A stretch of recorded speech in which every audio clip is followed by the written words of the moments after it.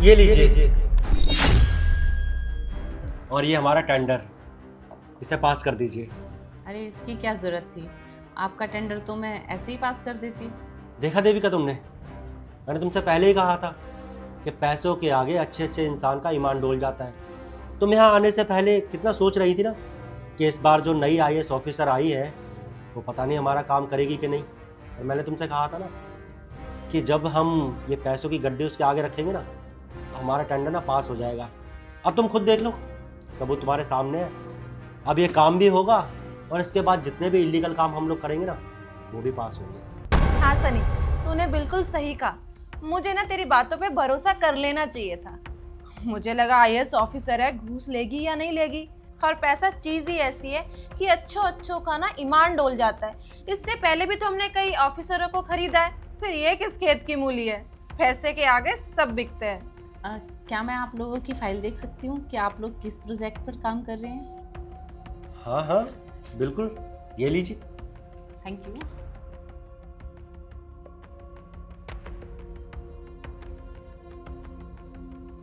Okay good.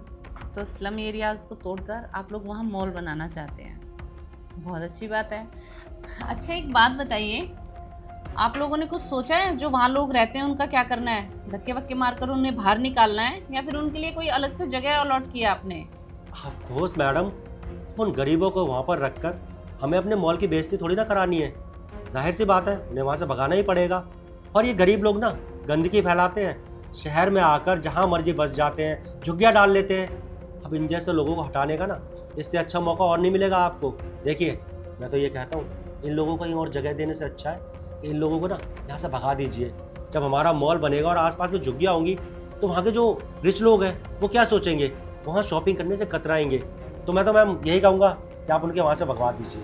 हाँ सनी, तुम बिल्कुल सही कह रहे हो। इन गरीब लोगों को ना वहाँ से हटा देना चाहिए। पर वैसे भी वो सरकार की जमीन है। अब सरकार की जमीन है तो सरकार तो वापस लेगी ना। और हम अच्छे काम के लिए तो वो जमीन इस्तेमाल कर रहे हैं। वो 2 कौड़ी के गरीब लोगों ने वहाँ पे बस जमीन पे कब्जा करके रखा हुआ था। अब मैडम आप सोचो ना कि वहाँ पे मॉल बनेगा तो हमारी सिटी अपग्रेड होगी, कई बेरोजगार लोगों को वहाँ पे जॉब मिलेगी, हमारी इकोनॉमी भी अच्छी हो जाएगी। और जो फॉरेन कंट्री के लोग होते हैं वो हमारे देश में आएंगे तो हमारे देश का कितना नाम रोशन होगा। बस मैडम हम दोनों तो देश की ग्रोथ में छोटा सा अपना योगदान दे रहे हैं। बात तो बिल्कुल सही कही है आप दोनों ने। वहाँ से उन गरीब लोगों को हटा देना चाहिए, क्योंकि अगर मॉल नहीं बनेगा तो जो वहाँ आसपास रिच लोग रहते हैं उनका स्टेटस मेंटेन कैसे होगा, है ना? गरीब लोगों की वजह से उन लोगों को तो बहुत परेशानी हो रही होगी ना। क्या बात है, आपने तो हमारी सारी टेंशन दूर कर दी। जब हम लोग यहाँ पर आ रहे थे तो हमारे मन में न जाने कैसे कैसे ख्याल चल रहे थे। हम लोग तो यही सोच रहे थे कि इस बार जो नई आईएएस मैडम आई है वो पता नहीं हमारी बात मानेगी कि नहीं मानेगी, हमारी फाइल को पास करेगी कि नहीं। लेकिन आपके विचार जानकर ऐसा लग रहा है कि आप बिल्कुल हमारे जैसी हैं। हम लोगों की ट्यूनिंग ना बहुत अच्छी बैठने वाली है। और आप चिंता मत करिएगा, इसी तरह की नोटों की गड्डी ना आपकी टेबल पर पहुँचती रहेगी। बस आप हमारे ऐसे ही टेंडर पास करते रहिए, आप भी कमाइए और हमें भी कमाने दीजिए। वैसे भी सरकारी नौकरी से जो तनख्वाह आती है उससे घर कहाँ चलते हैं आजकल, इतनी महंगाई जो है।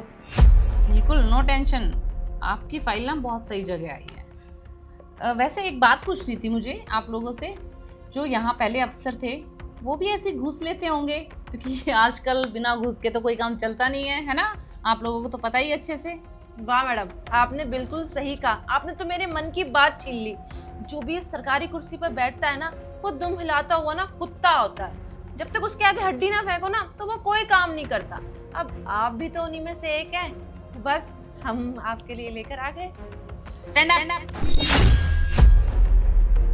खड़े हो जाओ दोनों के दोनों। क्या क्या कहा मैम आपने? सुनाई नहीं दिया एक बार में? खड़े हो जाओ दोनों। तुम लोगों को क्या लगता है कि तुम लोग मुझे ऐसे रिश्वत दोगे और मैं तुम्हारी सारी बातें मान लूंगी? ये अचानक से आप कैसी बातें करने लगी? अभी तक तो आप हमारी बात मान गई थी, टेंडर पास करने के लिए राजी हो गई थी, फिर आप अचानक इस तरीके से एकदम से चेंज कैसे? क्या कहा तुम दोनों ने कि जो इस कुर्सी पर बैठता है वो घूस लेता है? सबको तुमने घूसखोर समझ लिया। मुझे नहीं पता मुझसे पहले जो अफसर थे यहाँ पर वो क्या करते थे, लेकिन मेरे यहाँ बैठने के बाद तो ऐसा बिल्कुल भी नहीं होगा। तुम लोग जो प्रोजेक्ट लेकर आए हो ना वो तो हरगिज़ पास नहीं होगा। और तुम्हारी जानकारी के लिए एक बात बता दूँ, जिस जगह पर तुम मॉल खड़ा करना चाहते हो ना, वो जगह ऑलरेडी अप्रूव्ड है, उन लोगों के नाम है, क्योंकि जिसकी वो जगह है ना, उसने उन लोगों के नाम उस ज़मीन को कर दिया है। तो वो गवर्नमेंट की ज़मीन तो हुई नहीं जिसे तुम तुड़वा कर नया अपना हाई स्टैंडर्ड का मॉल खड़ा कर सको, है ना? तो तुम्हारा ये प्रोजेक्ट तो अधूरा रह जाएगा। और हाँ, तुम्हारी जानकारी के लिए बता दूँ कि ये कुर्सी ना मुझे बहुत मेहनत करने के बाद मिली है। तो इस कुर्सी पर बैठने के बाद मैं ना तो कोई गलत काम करूँगी और ना ही कोई गलत काम करने दूँगी। और तुम्हें एक बात और बता दूँ, मैं भी एक गरीब परिवार से ही हूँ, तो गरीब लोगों का दुख दर्द क्या होता है मुझे अच्छे से पता है। और हाँ, मेरे पापा ने ना मुझे बहुत मेहनत से पढ़ाया है, तो उनका भरोसा तो मैं ऐसे टूटने नहीं दूँगी। और रही बात तुम दोनों की, तो तुम दोनों तो जेल जाकर रहोगे। मैम, ये अचानक से आप क्या सबूत की बात करने लगी? आप उससे पहले तो काम करने के लिए तैयार हो गई थी ना, आप तो मान गई थी इन पैसों को लेने के लिए। अब अचानक से आप इस तरीके से मना क्यों कर रही हैं? और आपसे पहले भी जितने अफसर इस कुर्सी पर बैठे हैं, वो भी इसी तरीके से घूस लेकर काम कर दिया करते थे। हमने इससे पहले भी काफ़ी टेंडर पास करवाए उन लोगों से, कभी कोई दिक्कत नहीं हुई।